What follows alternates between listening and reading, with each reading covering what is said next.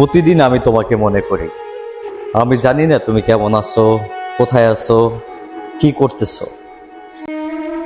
তুমি আমাকে মনে রাখছো কিনা সেটাও আমি জানি না, তারপর আমি তোমাকে প্রতিদিন মনে করি। মানুষ বলে হয়তো এটা পাগলামি, আমি বলি এটা ভালোবাসা। ভালোবাসার মানুষটাকে চাইলেই বলা যায় না।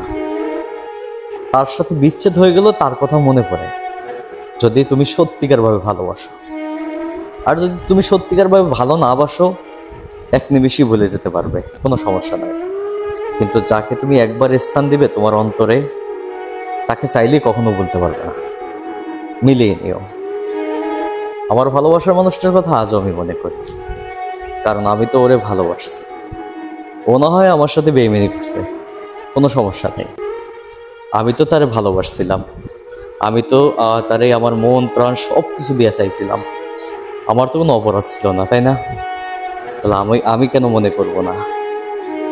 তবে একটা কথা মনে রাখো, যে মানুষটাকে মনে করতেছি সেই মানুষটা হয়তো আজকে না হয় কালকে একদিন আমার কথা খুব মনে পড়বে। তার একদিন সে বলতে বাধ্য হবে যে একটা বেহায়া ছিল, যাকে আমি শত কষ্ট দিছি। শত কষ্ট দেওয়ার পরও সেই মানুষটা আমাকে পাগলের মতো ভালোবাসছে। একদিন তার মনে করতেই হবে, কারণ আমি তো তারে ভালোবাসছি। আমি তাকে কোনো মিথ্যা ছলনায় আটকাই নাই। আমি তার মন প্রাণ সব কিছু সঁপে দিয়ে তারপরে ভালোবাসছিলাম, চাইছিলাম মানুষটাকে।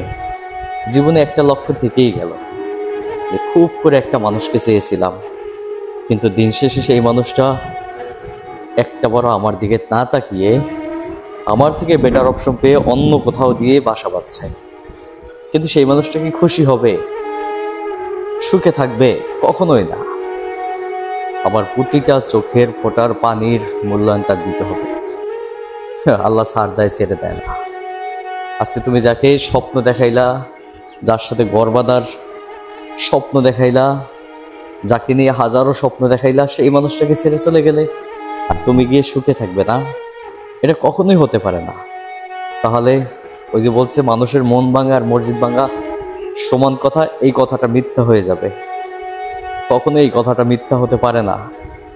একটা মানুষের অন্তরে আঘাত করে অন্য একটা জায়গায় সুখের স্বপ্ন দেখা সত্যি বোকামি।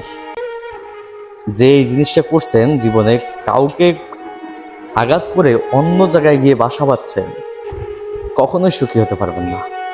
দিন শেষে গিয়ে দেখবেন একটা না একটা ঘাটতি আছে, কোথায় না জানি আপনার একটা ঘাটতি আছে। সম্ভবত সেই ঘাটতিটা ভালোবাসায় ঘাটতি থাকবে। টাকা পয়সা অর্থ সম্পদ সব পাবেন, দিন শেষে গিয়ে ভালোবাসাটাই পাবেন না।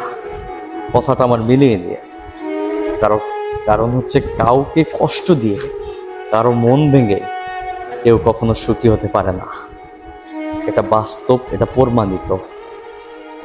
তারপরও ভালোবাসার মানুষটা ভালো থাকুক, এটাই যদি না কামনা করি, তাহলে ভালোই বা বাসলাম কিসের?